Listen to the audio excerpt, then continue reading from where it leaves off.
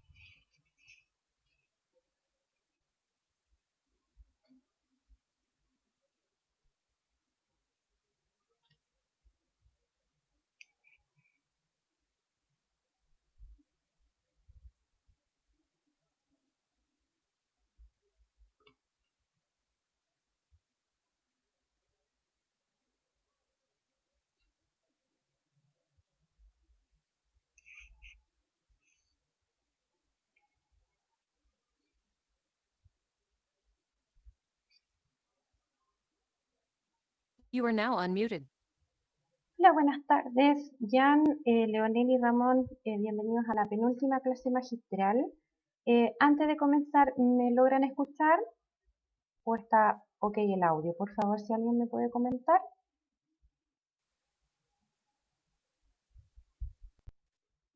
Se escucha. Gracias. Gracias, chicos.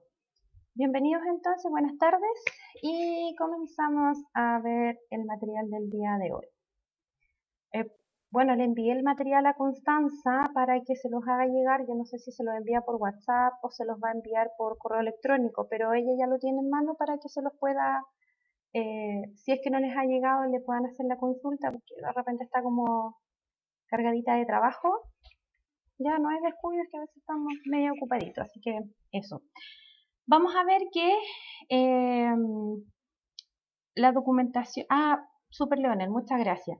Las pymes, las MIPE, tienen documentaciones y tienen algunos reglamentos y leyes que se están regulando a estas empresas de menor tamaño, que son las EMT, ¿ya?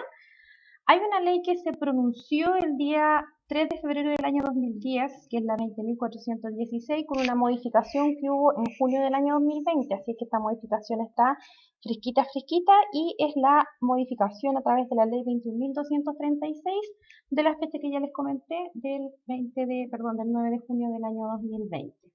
¿Qué significa esto?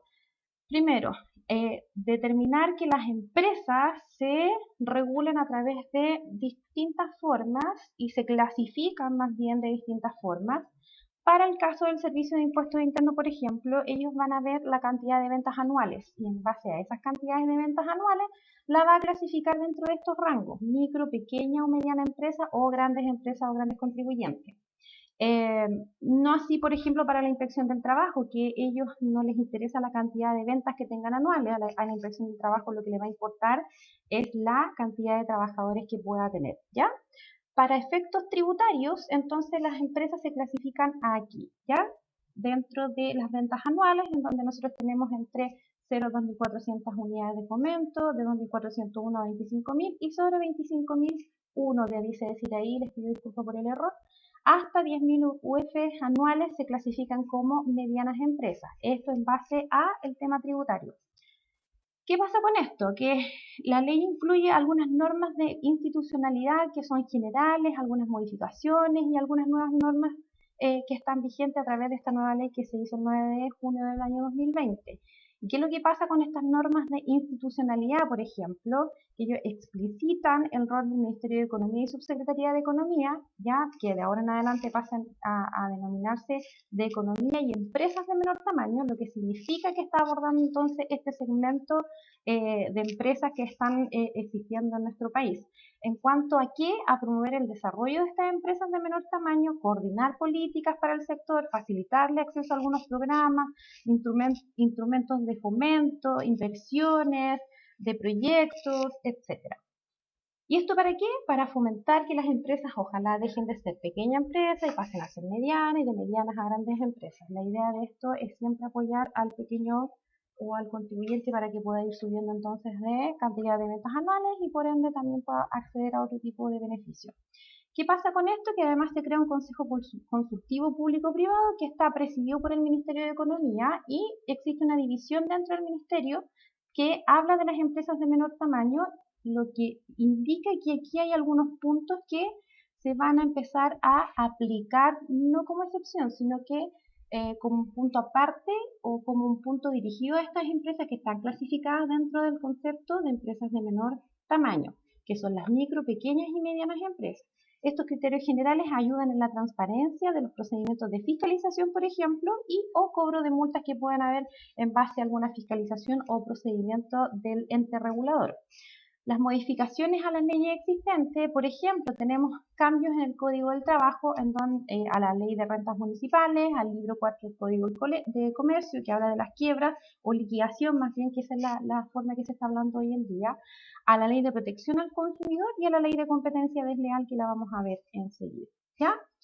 En el ámbito laboral, entonces, existe una cobertura y una flexibilización del sistema actual. Por ejemplo, en caso de una fiscalización en donde estas multas que existen, que se toman a través de la ADT, Dirección del Trabajo, a través de la ADT por montos de unidades tributarias mensuales, ¿ya? Pasan a ser ahora una fiscalización más bien que va a ser como orientadora o que va a generar una advertencia laboral, lo que significa que no necesariamente a la pequeña, mediana a la pequeña y mediana empresa la van a fiscalizar y la van a multar con dinero, sino que significa que van a entregar alternativas como por ejemplo hacer un curso, asistir a unas charlas, en fin, y subsanar obviamente la situación por la cual fue fiscalizada. ¿Qué es lo que busca esto? Que al generar menos multas y entregar información referente a lo que está pasando sobre alguna, ¿cómo lo puedo mencionar? Sobre alguna supuesta infracción o algún error cometido por parte de las MIPE, no pierdan la liquidez que puedan tener en caja por estar pagando multas, ¿ya? Ahora, no todas las empresas, a diferencia de las empresas grandes, ¿cierto?, tienen un staff de abogado que les pueda defender o que les pueda entregar orientación referente a algunos términos legales o algunos términos puntuales, ¿ya? Vamos viendo. En el ámbito municipal, entonces, se introducen también las facultades para otorgar permisos provisorios especiales, facilidades de pago en las patentes o eximir en algunos casos el pago de esta patente. También se modifica la ley del consumidor porque ajusta su aplicación a las empresas de menor tamaño y lo toma como un pequeño cliente, persona natural, ¿ya? Lo que genera también que se puedan a lo mejor entregar multas a la empresa que generó el problema con una multa por el daño causado. ¿Qué más pasa? Que se incorpora la competencia desleal entre las presiones indebidas contra los proveedores de las empresas de menor tamaño y el incumplimiento sistemático de las relaciones contractuales. O sea que no pueden haber, por ejemplo, algunos acuerdos de proveedores hacia las empresas de menor tamaño que les exijan ciertos precios, ¿verdad? O ciertos tiempos, en fin. Las modificaciones a las leyes existentes, también existe la nueva ley de quiebras para poder complementar este proceso judicial y habla de que además de las personas, las pequeñas o las empresas de menor tamaño también pueden acogerse a esta nueva ley de quiebra y aparecer como cualquier persona natural que puede quiebrar, ¿cierto? Las empresas entonces que estén clasificadas como empresas de menor tamaño podrían entonces acceder a este proceso de quiebra y por tanto también el proceso de quiebra ser menos engorroso y menos costoso para las empresas, ¿ya? Ahora, ¿qué más pasa? Que entrega todos los servicios. Martina, ¿cuándo se extingue del pago? Ya, el pago de la patente.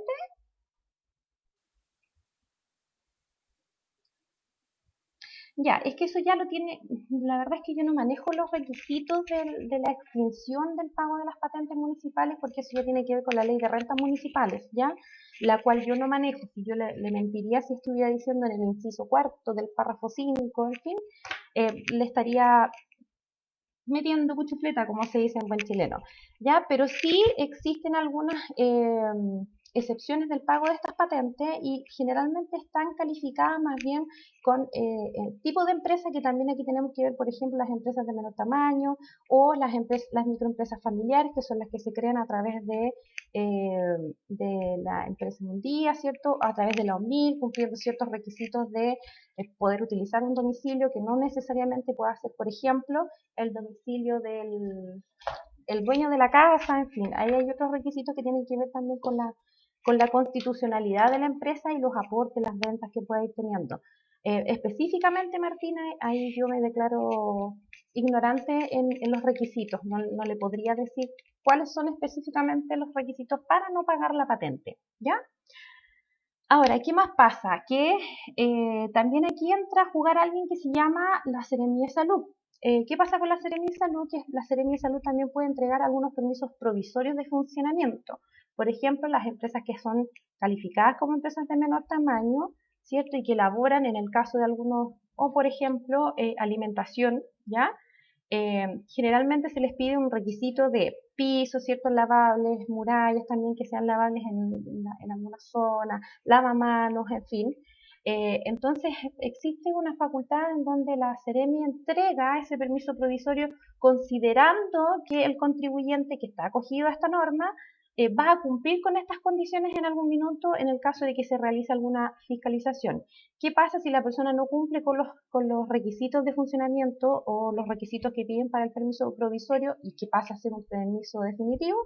La empresa se puede autodenunciar, logrando entonces poder reducir la multa o en algunos casos hacer una excepción de multa y existe un permiso inmediato entonces para poder ser entregado por parte de la autoridad sanitaria, que recuerden son algunos de los permisos que entrega la Seremía de Salud.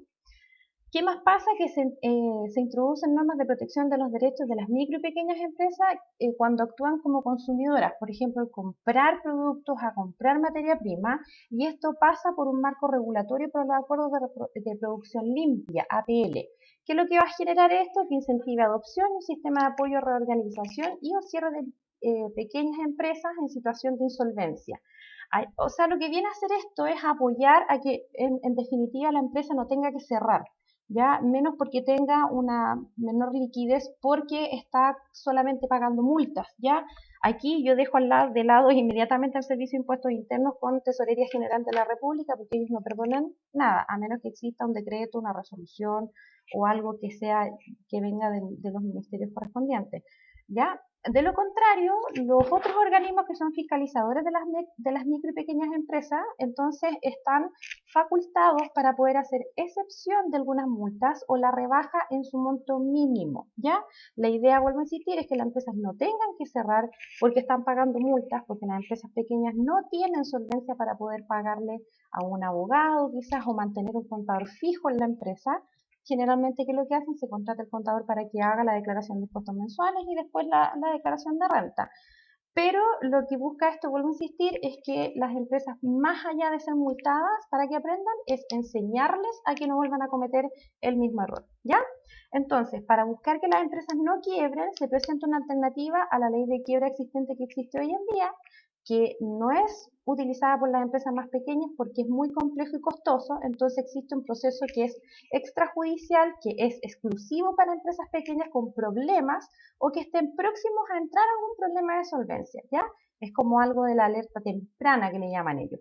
¿Y qué es lo que pasa? Que incluye la participación de un asesor económico de insolvencia que los va a asesorar para ver cómo pueden buscar mayor liquidez y evitar, por ende, el proceso de liquidación o de quiebra. ¿Quiénes son los organismos competentes en este caso? El Servicio de Impuestos Internos, la Dirección del Trabajo, la Seremía de Salud, las Mutualidades, Tesorería General de la República y el Servicio Nacional de Aduanas. ¿Esto cómo sucede? Ya cómo llega a existir esta diferencia, ¿cierto?, en la aplicación de algunas multas, excepciones o la guía para que no vuelva a ocurrir este mismo problema. Esto ocurre a través de algo que se llama la modernización tributaria, ¿ya? ¿Qué es un tributo? Para empezar, un tributo es un impuesto, ¿cierto? Un monto que se debe pagar al fisco, ¿ya? Y la modernización tributaria habla de esta forma en cómo se recaudan entonces los recursos que recauda el fisco, que vienen de parte de las empresas y de personas naturales, o de personas jurídicas y personas naturales, ¿ya? Pero que busca también fomentar la inversión y el emprendimiento de las personas, ¿ya? ¿A través de qué? De un trato más justo para los adultos mayores en materia de contribuciones, por ejemplo, y con algunos entes que son fiscalizadores que son un poquito más flexibles para poder entender la situación que pueda estar dentro de las empresas. Vuelvo a insistir y hablar sobre los tributos, que son ingresos que tiene el Estado, que consisten en prestaciones pecuniarias obligatorias, impuestas unilateralmente, porque no nos preguntan a nosotros si queremos pagar IVA o no queremos pagar IVA, sino que tenemos que pagar IVA, que son exigidas por la administración que está de turno, o por el Estado más bien, y esto viene a consecuencia de la realización del hecho imponible al cual vinculan el deber de contribuir, o sea, que existan hechos gravados de impuestos, ¿ya? Entonces, un impuesto, por ejemplo, es un tributo que se le paga al fisco o al Estado, con el cual el Estado entonces solventa el gasto público y por ende una de las formas que más recauda dinero el Estado para poder solventar el gasto público es a través de los impuestos. De hecho, el 75% de la cartera fiscal es financiada a través de impuestos, entonces es súper importante también esta cultura tributaria. Pero esta nueva reforma tributaria que comenzó el año 2020 trae algunos cambios que son bastante importantes para las personas o las empresas en sí, ¿ya? Como por ejemplo la simplificación de los regímenes tributarios, que es la forma en cómo las personas deben llevar su contabilidad y que por ende después declaran sus impuestos anuales, ¿ya? Existe tributación internacional, medidas recaudatorias, en donde ahora Tesorería General de la República tiene más atribuciones para poder recaudar impuestos o pagos de las empresas que deben. Y esta modernización también trae impuestos a los servicios digitales, impuestos verdes y herencia y donaciones. Si ustedes recuerdan, hoy en día entonces Netflix, Amazon y otras aplicaciones están pagando impuesto al valor agregado, ya que están incluidos ahora. ¿Por qué? No es porque se antojó, sino que está regulado a través de la nueva reforma tributaria que está en Chile funcionando. Dicho sea de paso, este año, en abril, es la primera declaración de impuestos anuales que se va a hacer con la nueva reforma tributaria, ¿ya? Por tanto, es probable que cambien algunos montos en las declaraciones de impuestos que ustedes tengan que hacer en el mes de abril para que estén al pendiente de eso. ¿Qué otra cosa trae esta reforma tributaria? Incentivos a la inversión para poder comprar activos fijos. Los contribuyentes entonces además tienen la creación de la Defensoría del Contribuyente, ¿ya? Ojo, que es súper importante la Defensoría del Contribuyente. Trae normas generales anti-ilusión, ¿ya? Y anti-evasión también de impuestos, medidas para pequeñas y medianas empresas, como por ejemplo las que vimos hace poquito, que tiene que ver con la fiscalización, a las multas que se puedan estar entregando o emitiendo a las empresas, ¿ya? ¿Dudas hasta ahí?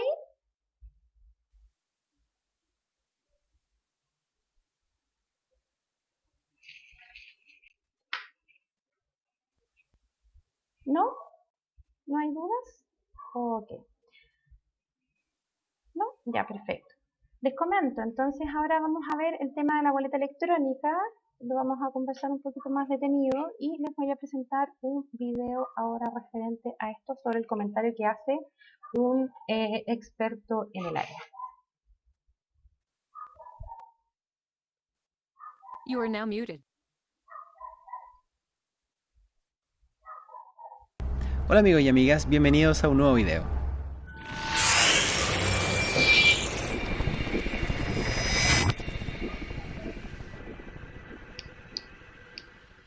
La ley 21.210, que moderniza la legislación tributaria, entró en vigencia el día 1 de junio de 2020 e introdujo una serie de cambios que impactan directamente los deberes y derechos de los contribuyentes. Entre ellos sobresale la obligación de emitir boleta electrónica, lo que se suma a la modificación que desde 2018 obliga a emitir factura electrónica. No obstante, debido a la contingencia por el COVID-19, se posterga la fecha de implementación inicial de la boleta electrónica, que estaba fijada para el 1 de septiembre de 2020. De esta forma, las nuevas fechas establecen la obligatoriedad de la implementación para facturadores electrónicos a contar de enero de 2021 y para no facturadores electrónicos para marzo del mismo año.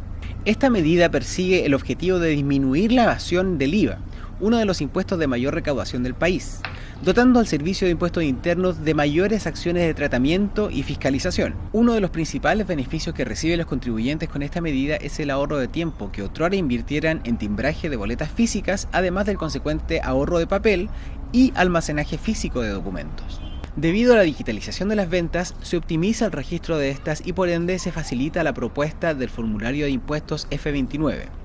Una ventaja que viene a complementar los cambios que ya contempla la reforma tributaria en términos de contabilidad, puesto que ya no se hace obligatorio para los contribuyentes llevar el libro de compras y ventas. Lamentablemente, la experiencia nos indica que en fechas clave, sobre todo durante procesos de cambio como el que hoy experimenta el Servicio de Impuestos Internos, las plataformas digitales de que dispone suelen colapsar ante el volumen de contribuyentes que ingresan al realizar sus trámites. Esto quedó en evidencia en 2018 luego de la implementación de la factura electrónica. Pero además, los usuarios suelen experimentar dificultades en periodos de declaración de impuestos y cierres de mes. Pese a que el Servicio de Impuestos Internos haya desarrollado un software gratuito para sus usuarios, se debe considerar que la intermitencia en el servicio online puede generar inconvenientes al emitir documentos electrónicos y envío de informes. Inconvenientes que pueden traducirse en pérdida de ventas o atascos en la contabilidad diaria. Es por ello que contar con un servicio como XPMLite se traduce no solo como un complemento en las tareas de contabilidad, sino también una herramienta que permite emitir documentos incluso sin conexión a internet hasta por 23 horas. Además, en caso de intermitencia en las plataformas del Servicio de Impuestos Internos, los informes de ventas son almacenados en nuestros servidores hasta lograr una reconexión exitosa. Sin dudas, una garantía de confianza y tranquilidad para su negocio. Te recomendamos no esperar hasta última hora para implementar esta clase de servicios. Para mayor información, revisa los links disponibles en la descripción de este video. Recuerda suscribirte al canal si deseas conocer más información sobre estos servicios y sobre legislación tributaria. You are now unmuted. Ya, ok, entonces lo anunciaron con bombos y platillos, ¿cierto? Y trajeron un camión con payasos para que todo el mundo supiera que existe ahora la obligatoriedad de emitir boletas electrónicas y que en primera instancia partía en septiembre del año 2020, medida del COVID. Esto se cambió para el 1 de enero de 2021 para los emisores de factura electrónica y 1 de marzo para todos los contribuyentes que no emitan facturas electrónicas. O sea, el 1 de marzo todos debiesen estar emitiendo boleta electrónica, ¿ya? Sin embargo, a través de la resolución exenta número 165, que fue emitida el 22 de diciembre del 2020, que dicho sea de paso, no mucha gente estuvo al tanto de que salió esta nueva resolución, entonces las boletas electrónicas para todos los contribuyentes, emitan o no emitan factura electrónica, comienza el 1 de marzo de este año, del año 2021, ¿ya? Entonces, para mayor respaldo de ustedes, entonces tenemos la resolución exenta número 165 del 22 de diciembre del 2020, publicada en el sitio web del Servicio de Impuestos Internos, en donde indica ahora que las personas que tenían que partir con boleta electrónica el 1 de enero, ahora se posterga para todos los contribuyentes a contar del 1 de marzo del año 2021. O sea que el 1 de marzo del año 2021 no deben existir más boletas manuales, ¿ya? Se acaba la boleta manual. ¿Qué es la boleta electrónica? Es la misma boletita que nosotros vemos, ¿cierto?, en algunos puestos varios, los negocios, en donde nos entregan una copia, ¿verdad?, del documento o del monto de la transacción que nosotros hicimos al comprar algo en ese local. Esta boleta física ahora se transforma en una boleta electrónica tal cual se cambió, por ejemplo, la factura electrónica, en donde pasa a ser reemplazada por esta nueva forma de llegar, ¿ya? Carlos, no hay problema, tránsito sentido, llego tarde. No hay problema, Carlos, no se preocupe. Entonces, estas boletas electrónicas, que son las físicas, ahora son todas digitales, ¿ya? Y esto reemplaza entonces la emisión de boletas en papel y se distinguen en dos tipos: boleta electrónica normal y la boleta no afecta o exenta electrónica. ¿Qué significa esto? La boleta electrónica es la boleta que contiene entonces el valor bruto de la transacción, que lo que quiere decir es que es el producto IVA incluido, ¿verdad? Y la boleta no afecta o exenta electrónica, que es por algunos servicios que están en el artículo 42, que indica que son servicios exentos de pago o son no gravados de impuesto al valor agregado, lo que significa que están, por ejemplo, relacionados con servicios profesionales, como lo es el servicio veterinario, ¿ya? Por darles algún ejemplo. Entonces, estas boletas, cuando son afectas, es la boleta electrónica común y corriente, y cuando no está afecta a impuesto al valor agregado, se llama boleta no afecta o boleta exenta electrónica. Ahora, ¿cuáles son los beneficios de poder emitir boleta electrónica? La emisión es 100% en línea, se puede enviar una copia vía correo electrónico, WhatsApp, sitio web u otro. Por ejemplo, revise su número de boleta y la descarga aquí. Y por ende se consigue ahorro en los tiempos asociados, por ejemplo, al timbraje y o a la impresión de estas boletas que hay que llevar posteriormente al Servicio de Impuestos Internos para el timbraje con el timbre de agua. Para el contribuyente también significa que toda esta información de las ventas en forma electrónica entonces va a tener un respaldo que va a apoyar en la gestión del negocio, que no va a ser necesario ahora contar las boletas día por día, los monto por monto, ¿verdad?, para poder hacer el resumen de las boletas manuales, sino que ahora esto se va a hacer de manera electrónica y por ende nos va a facilitar un poco más la vida y ahorrarnos tiempo en el conteo de las boletas. Toda la información entonces será cargada automáticamente en el registro de compras y ventas y en la propuesta de declaración de IVA, lo que significa que ahora no hay que, como no se van a contar las boletas manualmente, el mismo Servicio de Impuestos Internos, si yo estoy usando un software del Servicio de Impuestos Internos, el gratuito, va a generar entonces este resumen de las boletas por manera diaria y los días en que se aperturó el local. De lo contrario, si alguien está contratando un servicio que no es el gratuito del Servicio de Impuestos Internos, entonces este servicio busquen la forma en que haga el cruce con el Servicio de Impuestos Internos, entonces, en el caso de que lo estén contratando aparte para poder optimizar los tiempos. Y también sabemos que los emisores de boletas electrónicas ya no deberán llevar el libro de boletas electrónicas porque se va a armar solito, ¿ya? ¿Qué pasa con los libros diarios? Ya, una cosa es el libro diario, otra cosa es el libro de compras y ventas. El libro de compras y ventas es el registro de todas las transacciones que tiene la empresa de compras y de ventas, ¿ya? Entonces, el libro diario lo que hace es registrar todos los movimientos de una empresa: compras, ventas, pagos, recaudación, regularización, ajustes, en fin. Entonces, el libro diario lo que registra son los movimientos contables de la empresa, pero el libro de compras y ventas es el libro que está relacionado con las boletas electrónicas, el cual ahora no es necesario llevarlo porque se va a hacer y se va a confeccionar de manera electrónica automáticamente, ¿ya? Y esto es para los puestos varios pequeños también. Todo contribuyente que esté en la obligatoriedad de emitir boleta, ¿ya? Emitir boleta por el servicio, o sea, claro, por el servicio o por la transacción que se está generando, está obligado a llevar boleta electrónica, ¿ya? Salvo algunas excepciones que son iguales a las de la facturación electrónica, porque todavía tenemos algunas excepciones para poder emitir o no emitir factura electrónica, que son estar en un lugar zona extrema, no contar con un computador y o no tener acceso a electricidad o servicio de internet. Solo esas personas pueden llevar facturas electrónicas manuales, pero con una resolución del Servicio de Impuestos Internos que autoriza que ese contribuyente, por ejemplo, Giancarlo, está autorizado para no emitir factura electrónica. Con las boletas electrónicas me imagino que va a ser similar, ya que en algunos casos no se va a poder emitir boleta electrónica por esto, porque no hay una conectividad en Internet, ¿verdad? Que se pueden caer los servidores.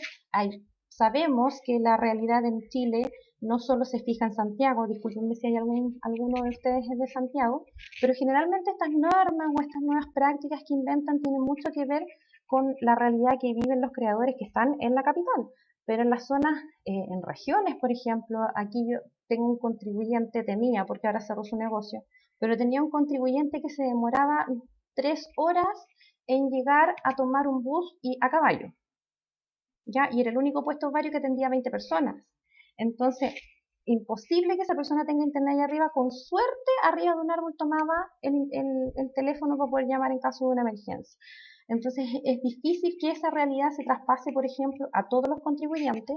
Sin embargo, van a existir algunas excepciones y estas excepciones son debidamente autorizadas por resoluciones que entrega el Servicio de Impuestos Internos y dirigidas a ese contribuyente en específico que no puede emitir boleta electrónica, ¿ya? Por estas causales.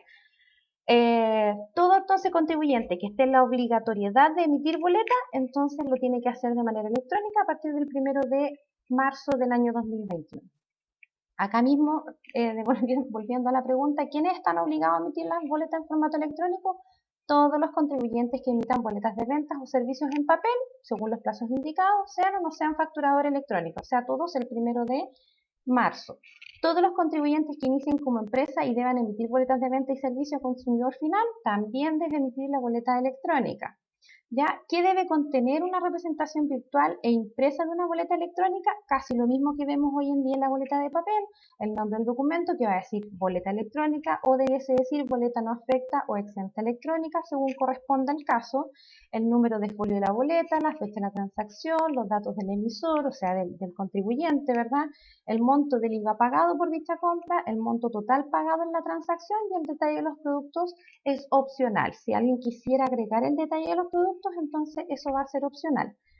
Hoy en día podemos ver que los supermercados, cuando compramos con boleta, nos entrega el desglose de cuánto es el IVA que se está pagando, el valor neto y el bruto del total de la compra. No sé si se han percatado de ese detalle. Ya, por ejemplo, los supermercados, en el Líder yo lo he visto, ya nos están entregando las boletas con el detalle del impuesto que se está pagando por esa transacción. ¿Qué responsabilidades tienen los emisores que van a emitir boletas electrónicas? Deben entregar la boleta de compra al cliente a través de cualquier medio electrónico, mensaje de texto, a través de WhatsApp, correo electrónico u otro. Por ejemplo, ese otro puede ser una plataforma en donde yo pueda ir descargando mis boletas de compra en un local. Ya en los casos que el cliente solicite impresión de la boleta electrónica, entonces podría ser entregada en los medios en que las partes acuerden. ¿Sabe que no tengo WhatsApp? ¿Me la puedo imprimir? Perfecto. Ahí hay que hacerle llegar la boleta, imprimirla, porque existe la obligatoriedad de que el contribuyente sí, o sea, el cliente final, el consumidor final, sí o sí debe tener su boleta emitida y saber lo que está pagando por ese concepto de esta compra. ¿Qué más hay que hacer? El contribuyente que emite boletas electrónicas debe enviar diariamente al Servicio de Impuestos Internos un archivo que va firmado digitalmente con el nombre resumen de ventas diarias, tanto en los fines de semana y festivos, y si no registra operaciones, entonces debe informar montos en cero y enviar las boletas electrónicas al Servicio de Impuestos Internos.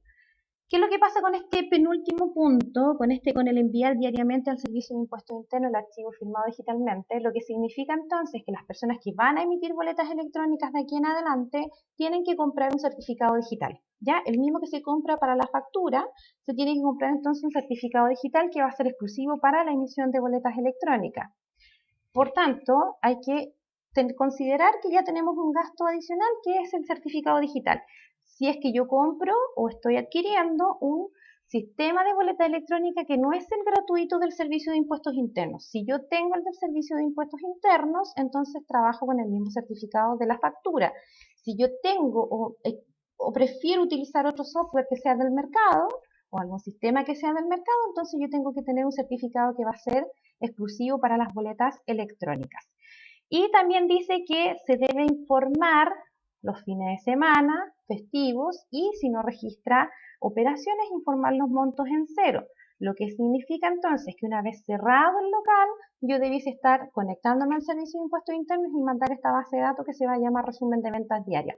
Ahora, les aconsejo, más bien complemento, en el sistema gratuito del servicio de impuestos internos, el resumen se va a generar solo porque sería absurdo que yo tenga que además ingresar las boletas al servicio del mismo servicio de impuestos internos, me ayuda a emitirlas, ¿ya? Eso se va a emitir solito.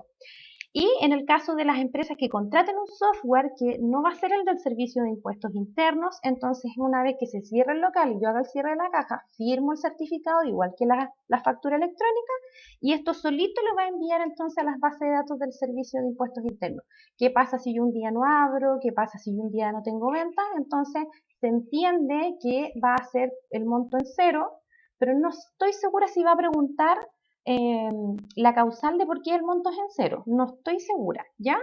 Y hay que enviar entonces estas boletas electrónicas al servicio de impuestos internos. Si después de emitir la boleta electrónica y se modifica el precio, por ejemplo, el valor disminuye, ¿en qué debo emitir? Lo vamos a revisar, Carlos, ¿ya? Voy para allá.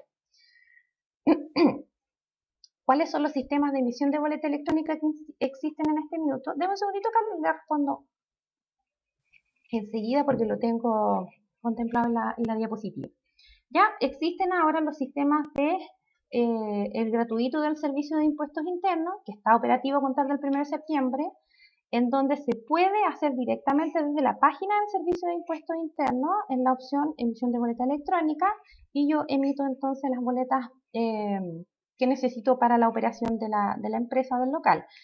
Ahora, también existe una aplicación que pueden descargar al teléfono. Yo no sé, por lo menos hasta septiembre, octubre del año pasado, y ahora, para serles súper sincera, no lo he revisado. Hasta septiembre, octubre, ya se podía descargar la aplicación que se llama iBoleta. Se lo escribo en el chat, ¿ya? Esa aplicación, entonces, una vez que yo estoy autorizada para poder emitir boletas a través del servicio de impuestos internos, yo la puedo descargar en el celular y emitirlas desde el servicio, o sea, desde la aplicación. Estaba para Android, para iPhone no estaba por lo menos hasta octubre. No he revisado ahora si ya está en iPhone para poder descargarlo, pero está esta aplicación que la pueden hacer desde el teléfono. Y también existen sistemas que son propios de la empresa o software del mercado donde pueden adquirir una solución que esté ya funcionando y comprobada con el servicio de impuestos internos que efectivamente está haciendo los envíos diarios de las boletas, de los montos, de los IVA, de los netos, de los brutos, en fin. Y si optan por una solución que sea propia de la empresa, tienen que hacer las pruebas que son de cruce de información con el servicio de impuestos internos. ¿Qué quiero decir con esto? Que existe la opción del servicio de impuestos internos, la gratuita, tal cual existe para la facturación electrónica, pero también tenemos otra opción que son los privados, que pueden ser propios, que ya para eso tengo que diseñar, ¿cierto? Y hacer unas pruebas que son exigidas en un manual de boletas electrónicas para el servicio de impuestos internos, o comprar un software que ya esté certificado por el servicio porque ya se hicieron debidamente las pruebas de envío, por ejemplo, ¿ya? Eso quiere decir que son soluciones que están ya autorizadas por este organismo y después de cumplir ciertos requisitos, entonces ya están listos para poder ofrecerlo en el mercado y la inscripción será entonces un proceso un poquito más liviano y más rápido. ¿Hasta aquí dudas?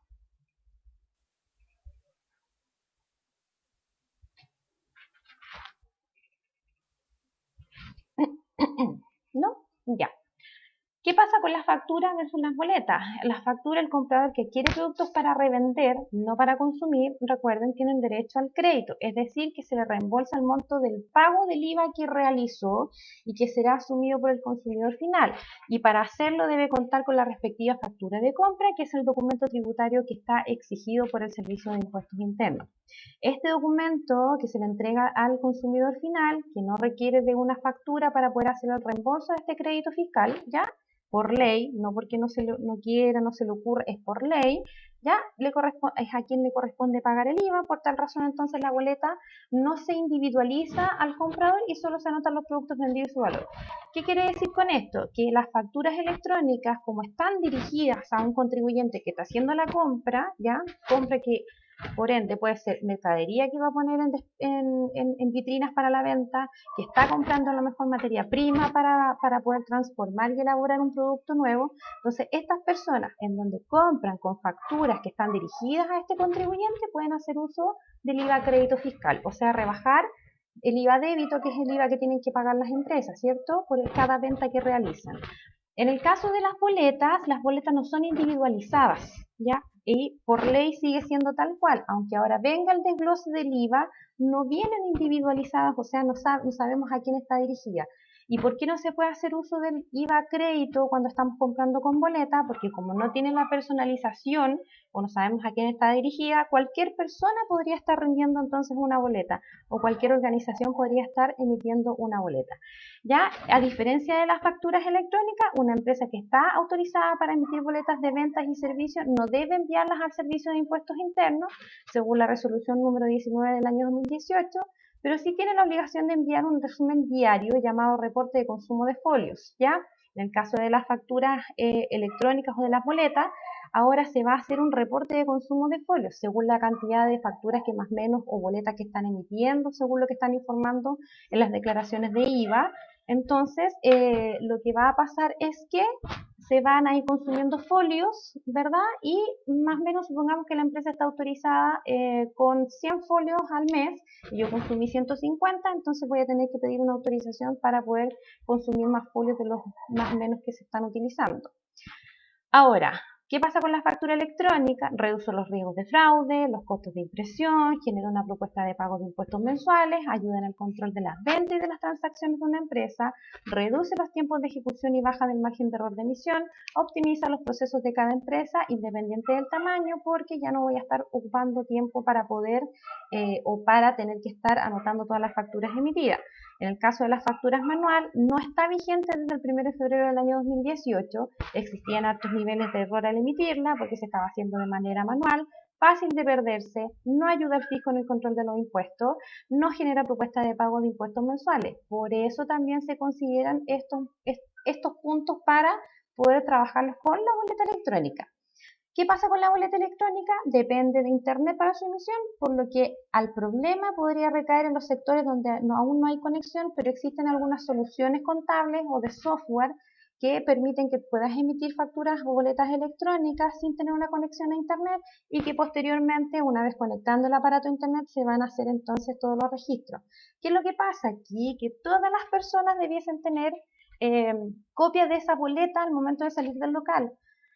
Y al tener una copia de la boleta al momento de salir del local, entonces también es más fácil la fiscalización ya de las personas que trabajan en el servicio de impuestos internos, por ejemplo, porque la boleta va a tener la hora, la fecha de impresión, el monto, etcétera, y va a traer un código de verificación para el fiscalizador en donde va a pasar la maquinita o va a pasar el celular con su aplicación y va a ver si la boleta es efectivamente fidedigna o están tratando de pasar una boleta que no corresponde. Ya la cobertura nacional es un gran reto de esta modernización, permite además no dirigirse al servicio de impuestos internos para el timbraje físico de las boletas, bajan los costos asociados que tienen que ver con la impresión de las boletas. El software permitirá entonces guardar automáticamente hasta 5 años de información, que con esta resolución que yo les comentaba, la 165, ahora pasa a 6 años de información, reduce los errores y llevará una especie de resumen de las boletas que están siendo emitidas por periodo y en algunos software que son particulares, no del Servicio de Impuestos Internos. Además me va a permitir poder realizar estadísticas, saber qué día vendo más, qué día vendo menos, qué mes vendí más, en qué mes vendí menos, etc. La boleta manual, una de las ventajas que no depende de internet, no depende de un computador o de un smartphone para poder ser emitida, no importa la ubicación geográfica porque no es necesario tener un aparato inteligente, se debe asistir al Servicio de Impuestos Internos con el formulario que ustedes mejor que yo lo deben conocer, el 3230, para poder timbrar los talonarios de boleta. Además, aumentan los costos de impresión, la información se debe mantener guardada de manera física por 5 años, o sea, son 5 años de factura, 5 años de boleta, 5 años de muchas cosas, entonces claramente eso es un costo y una pérdida de espacio que es cuantiosa para algunos locatarios, ¿cierto? Mantiene o aumenta los porcentajes de errores y al finalizar cada periodo se debe realizar un resumen de las ventas, pero hay que digitarlas y revisarlas, por tanto nos quita mucho tiempo de lo que nosotros estamos invirtiendo en el local o del tiempo que nos queda disponible para poder hacer estos resúmenes. Carlos, por lo que estoy viendo parece que no coloqué el tema de qué pasaba si después de emitir la boleta se modifica el precio. Pasa lo mismo con las facturas, tengo que emitir una nota de crédito o una nota de débito según sea la situación, ¿ya? Si el monto baja, disminuye o se anula la venta, entonces yo tengo que hacer la nota de crédito y de débito en el caso de que el precio haya sido menor de lo que teníamos que haber cobrado. Entonces, en el caso de las boletas electrónicas, el único súper cuidado que hay que tener es de tipear bien en realidad los montos, y si voy a hacer un desglose, tipear bien el desglose, porque de lo contrario voy a estar emitiendo una nota de crédito o una nota de débito por la diferencia. Ya, al igual que las facturas, entonces tengo que trabajar esta diferencia de la boleta que se está a lo mejor disminuyendo por devoluciones, disminuyendo por devoluciones, quizás porque no se aplicó un descuento mal, en fin, voy a tener que trabajar con notas de crédito y con notas de débito, Carlos, ¿ya? Y para todos también. Entonces, especial cuidado con la emisión de las boletas electrónicas, porque vamos a tener que anular esa transacción con una nota de crédito o una nota de débito según corresponda la causal, ¿ya? ¿Hasta acá dudas?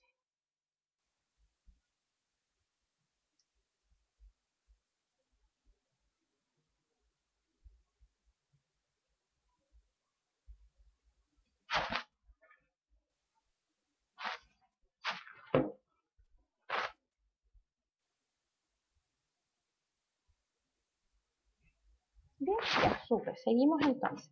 Ahora, tener en consideración también que esto también va a pasar a ser una especie de DTE. ¿Qué son los DTE? Son los documentos tributarios electrónicos, o sea que son documentos digitalizados o digitales que tienen una validez legal tributaria como medio de respaldo de todas las operaciones comerciales que puedan estar ocurriendo entre contribuyentes. Reemplaza, por ejemplo, las facturas tradicionales de papel porque ahora se están haciendo de manera electrónica. ¿Qué documentos tributarios electrónicos tenemos, o los DTE que tenemos hasta ahora? La factura electrónica, que ya es un documento digital que está legalmente validado y reconocido como medio de respaldo de estas transacciones entre contribuyentes y que reemplaza entonces la factura que nosotros conocemos en papel, ¿cierto? Ya no más factura electrónica, bien digo, perdón, no más factura manual, ¿ya? No más factura manual, ahora todo debe ser de factura electrónica con su certificado digital, ¿cierto? Si cumplo los requisitos, puedo trabajar con el sistema de facturación gratuito del Servicio de Impuestos Internos. De lo contrario, tengo que contratar un software que sea del mercado y que cumpla o propio, pero que cumpla con las exigencias del Servicio de Impuestos Internos, porque tiene que hacer entonces el envío de todos los documentos tributarios que se están emitiendo. Excepto algunas resoluciones que están enfocadas a contribuyentes que no pueden emitir facturas electrónicas, como por ejemplo las personas que están en zonas extremas o que no tienen acceso a Internet.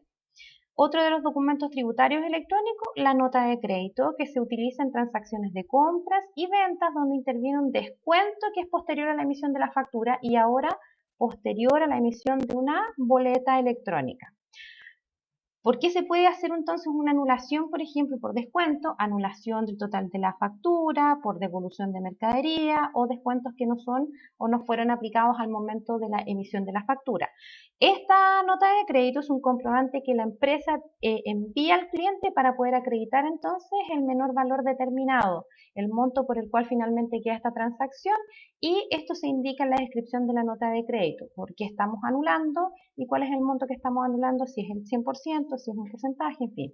Nota de débito. ¿Qué pasa con las notas de débito? Al igual que las notas de crédito, son documentos tributarios que un contribuyente que está afecto al impuesto al valor agregado, entonces envía a su cliente en donde notifica haber aumentado en su cuenta una determinada suma por diferentes causales.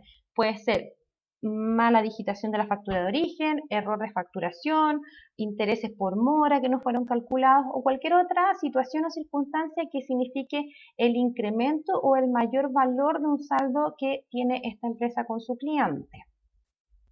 Guía de despacho, que también es un documento tributario que acompaña las mercaderías que están en trayecto desde el lugar de venta al domicilio o desde el lugar de venta a otro lugar que no necesariamente va a ser el punto de venta. Lo que hace esta guía de despacho es que acredita y certifica la propiedad de las mercaderías, ¿ya? A ver, explico. La guía de despacho es un documento que ayuda en el traslado de las mercaderías y no necesariamente constituyen venta, ¿ya? ¿Por qué? Porque a lo mejor supongamos que Carolina tiene un predio en Pucón, ¿ya? Y en Pucón ella cosecha papas, muchas papas, camiones, toneladas con papas, ¿ya? Pero Carolina quiere ir a vender a Santiago a Los Valledores, ¿ya?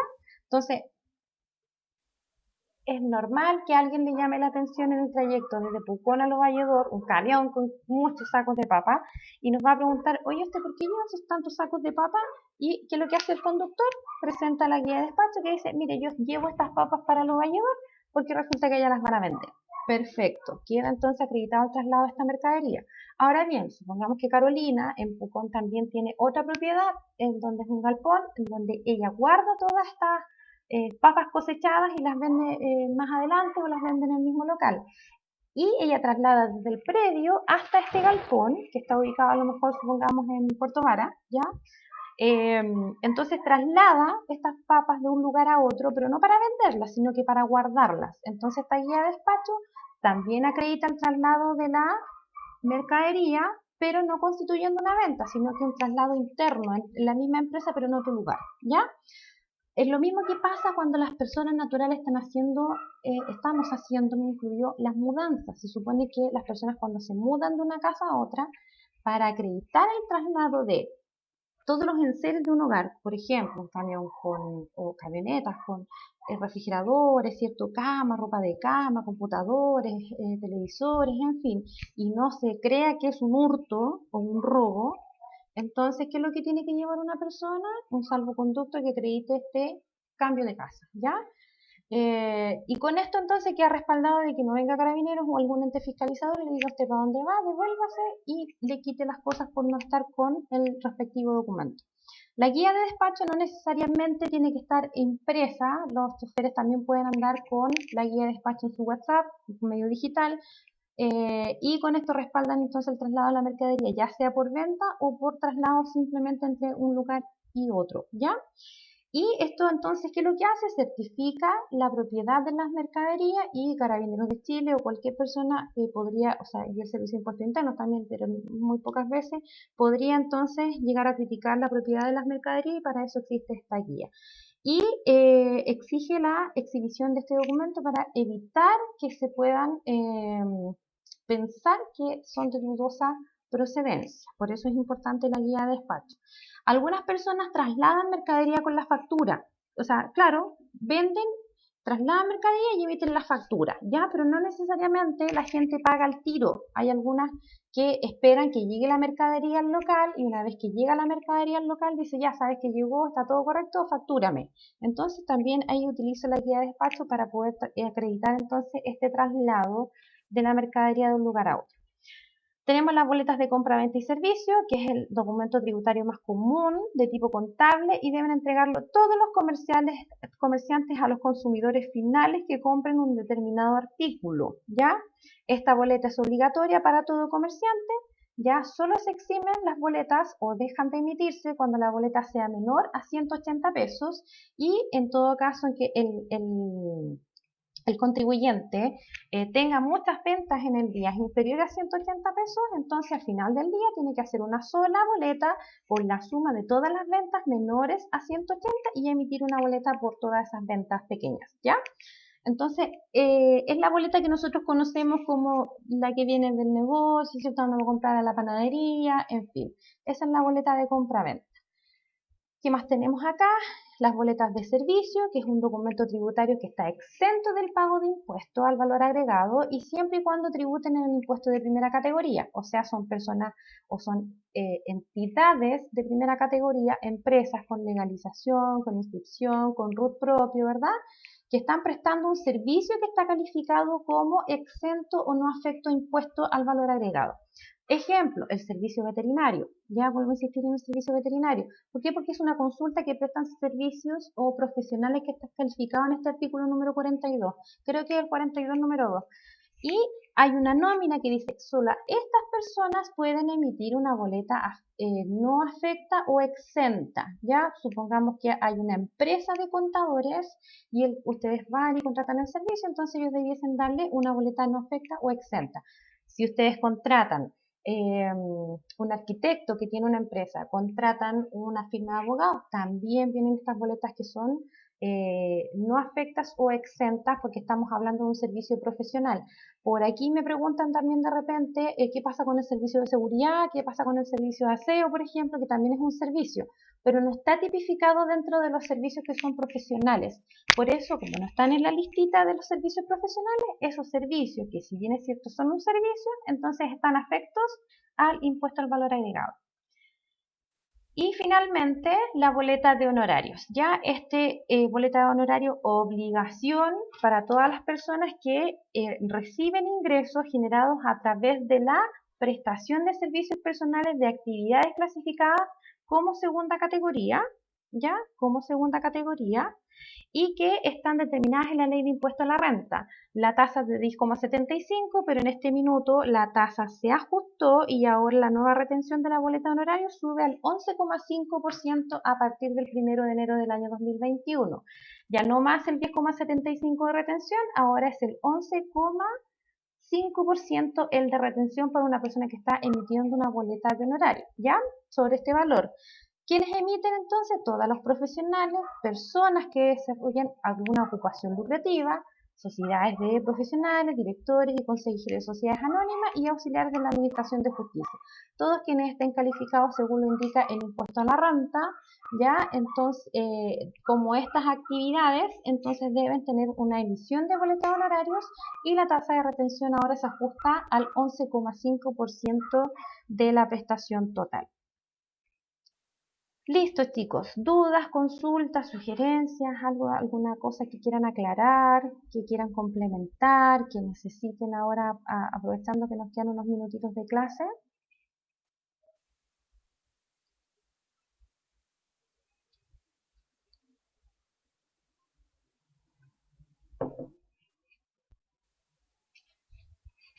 Ya, vamos a ver el chat. Vamos a esperar a ver qué nos dicen los chicos.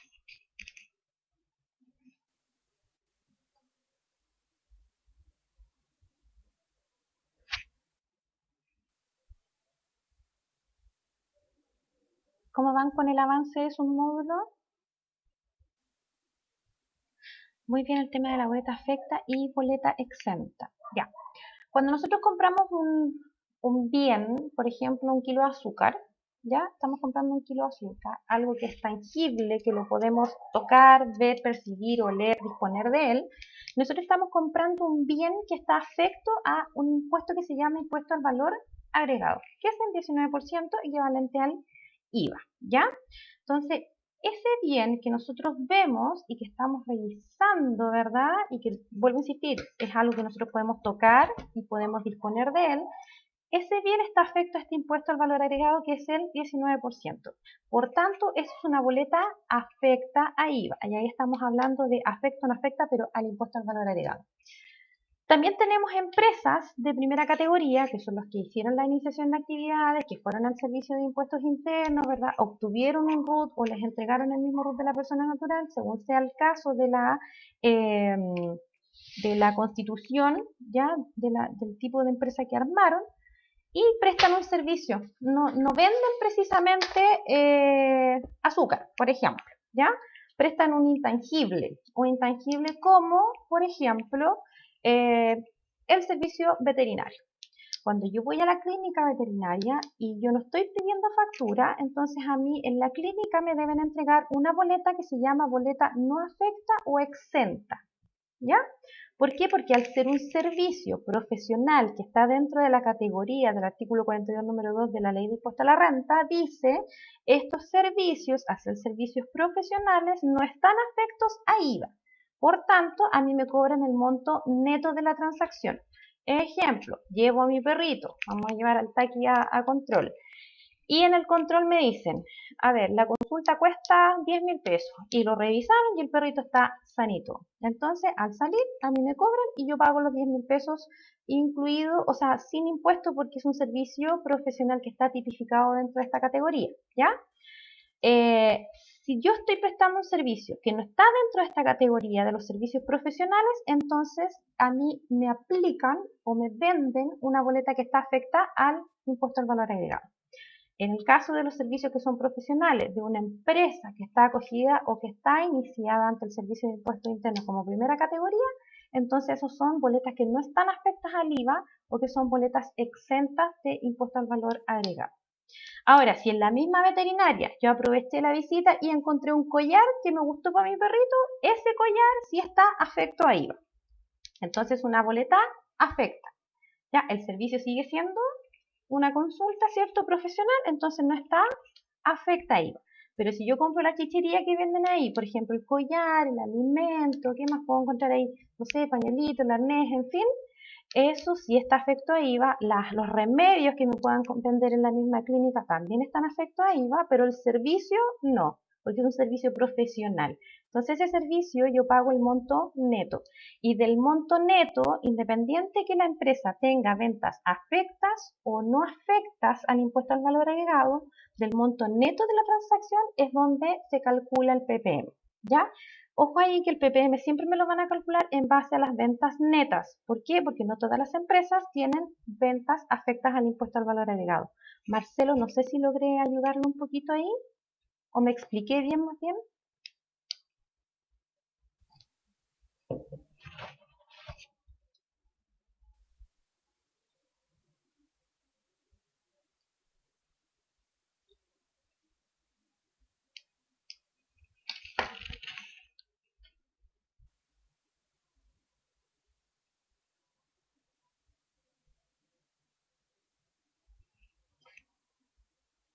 ¿El PPM se suma a los impuestos? Sí, el PPM se suma a los impuestos y se paga en el formulario 29, junto con los impuestos mensuales, ¿ya?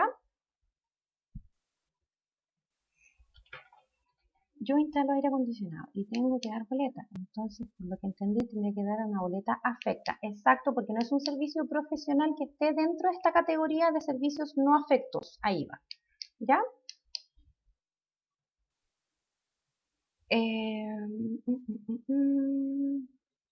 No sé si me entiende. PPM se suma a los impuestos. A ver, el PPM, como le comentamos en la clase anterior, es un abono al impuesto a la renta, ¿verdad? Y esto se calcula en base a las ventas netas que yo haga en un negocio. Estén afectas o no estén afectas, porque lo van a tomar de las ventas netas, ¿ya? Si la venta está afecta a IVA, el IVA es una cosa, el PPM es otra cosa, ¿ya? Son cosas distintas. El PPM no es un impuesto, el PPM es un apoyo para poder pagar menos renta y si pago más PPM de la renta que me correspondía pagar, yo recibo una devolución de impuesto, ¿ya? Que no es de impuesto, en realidad pago, me devuelven el excedente de PPM. Supongamos que yo tenía que pagar en abril en el proceso de renta 1.000 pesos de renta, ¿ya? Pero yo en el año 2020, en todos los PPM que junté, pagué 2.000 pesos de PPM. Entonces, ¿qué va a pasar? Que yo tenía que pagar 1.000, pero yo ya aboné 2.000, me van a devolver la diferencia que también van a ser 1.000 pesos. Al revés, supongamos que si yo en el año 2021, ahora en abril, tengo que pagar renta y me dice el servicio, su impuesto a pagar este año son 1.500 pesos. Y yo en todo el año 2020, en todos los PPM, desde enero hasta diciembre, junté 1.000, entonces ya no tengo que pagar 1.500, tengo que pagar 500 porque yo ya aboné 1.000 pesos en el año anterior. ¿Ya? Más o menos así funciona el PPM. Y cuando yo pago el PPM, cada vez que la empresa tiene una venta en el negocio. O sea, si la empresa vendió, se calcula PPM porque eso se calcula sobre la venta neta. Si la empresa no vendió, entonces yo no calculo PPM porque la empresa no tuvo ventas. A menos que yo decida pagar PPM voluntario, pero eso se paga en un formulario que se llama el formulario 50 y también se paga mensualmente. Ya no en el formulario 29. En el mismo formulario 29 nosotros calculamos, o el Servicio de Impuestos Internos nos calcula según la base imponible que ellos tienen, el monto del PPM aplicable, ¿ya? Parte con el 0,25 y sigue y algunas empresas pagan hasta el 27% de ppm de las ventas netas para poder aportar al ¿cómo se llama? Al impuesto anual. Más o menos se calcula así, Martina, no sé si me logré también explicar con usted.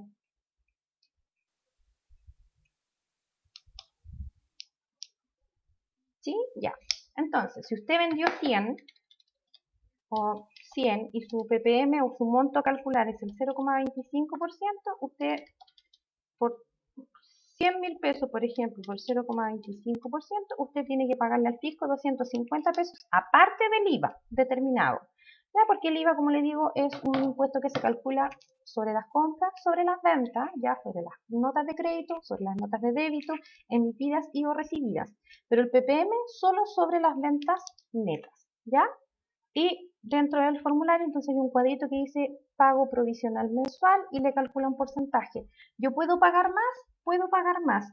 Lo que no puedo hacer es pagar menos.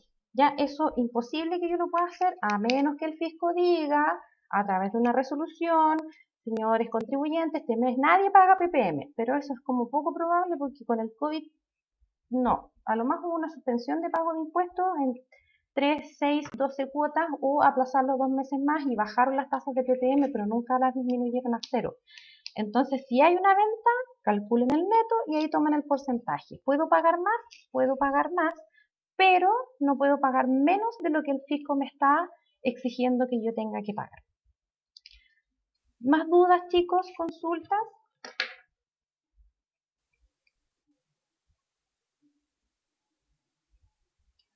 En la boleta electrónica me da la opción de agregar receptor y detalle. La pregunta es: ¿obligación anotar el detalle del receptor o se puede anotar solo el detalle? Depende del software. Ya en algunos software va a ser obligatorio anotar el monto del receptor.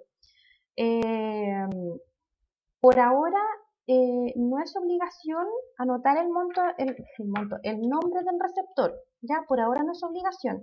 Pero me da la sensación que esta reforma tributaria busca eso sí, ya que las personas en algún minuto nosotros sepamos quiénes están comprando, cuánto están pagando de impuestos y también evitar así otras cosas que ocurren con las facturas o con las ventas con boleta que son ideológicamente falsas, que existen boletas que empresas dicen, oye, yo compré tanto, etcétera, pero no están dirigidas. Entonces yo creo que en algún minuto esto va para allá.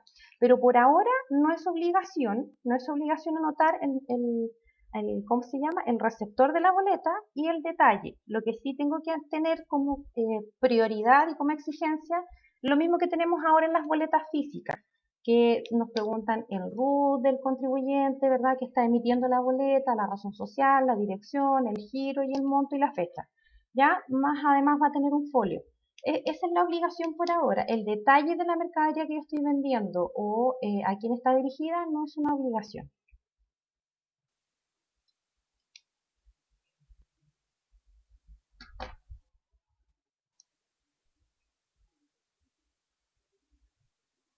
Ok.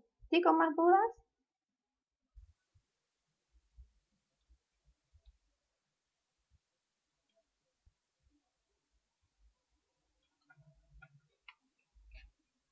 Pareciera que no. ¿Ustedes me avisan? De lo contrario, estaríamos finalizando la clase del día de hoy y voy a ver qué nos corresponde la próxima clase y última por lo demás, ¿ya?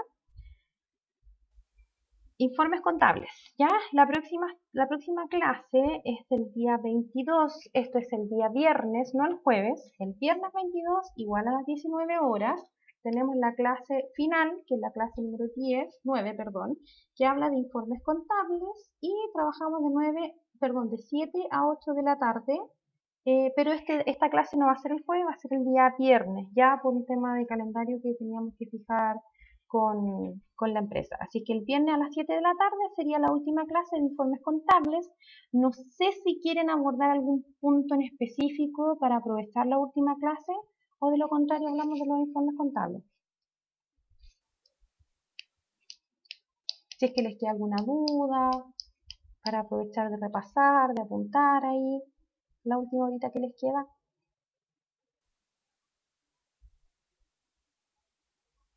Eso yo no lo veo, Martina. Eso lo ven con la coordinación, ya con Constanza. Yo solamente les debo entregar las clases ¿cómo se llama? Magistrales. El resto lo tienen que ver directamente con la coordinadora, ¿ya?